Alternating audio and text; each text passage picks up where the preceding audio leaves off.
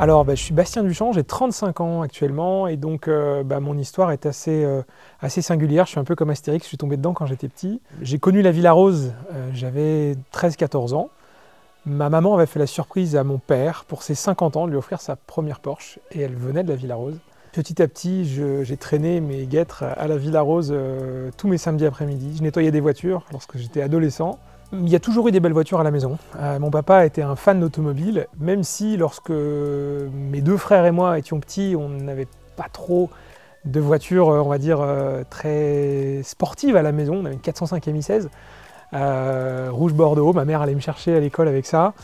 Mon père avait une Alpine en étant jeune, une Alpine à 110. Il s'est marié dans cette Alpine. Ils l'ont vendue à la naissance de mon frère, et mon père a toujours eu la nostalgie de cette Alpine.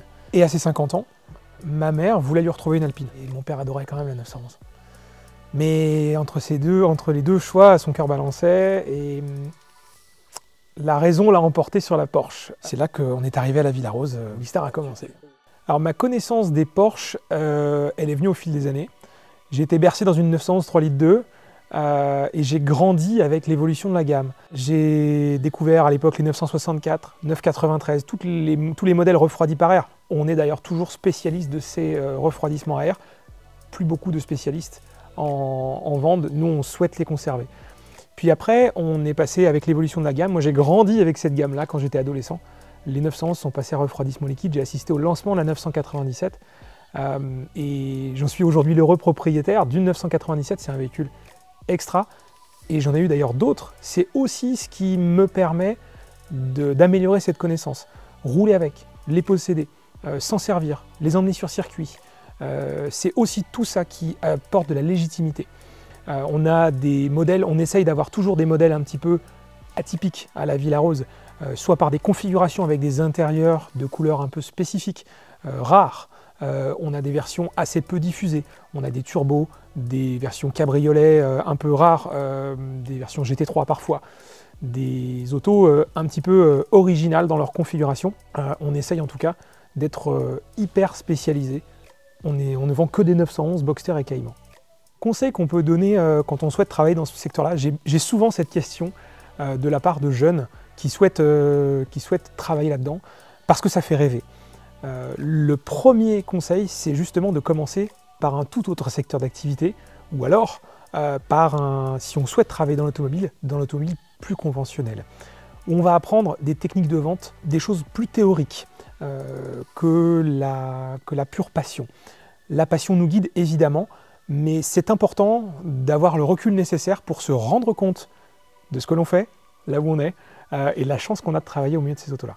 Le développement aussi passera par possiblement le déménagement de nos locaux. On a un atelier, depuis que je suis arrivé, on a créé l'atelier au moment où je suis arrivé.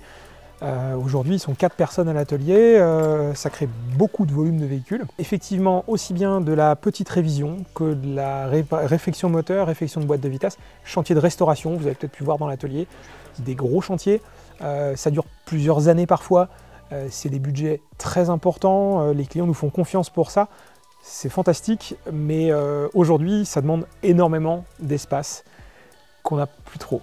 Je suis venu à la Villa Rose en me disant que là, pour le coup, il y aurait quelque chose où je pourrais avoir une vraie action dans mon métier. Donc premier élément marquant pour moi, c'est ça. Et ensuite, autre élément marquant, dans notre métier, on vend des jouets pour adultes. On ne vend que des Porsche des années 80 à nos jours.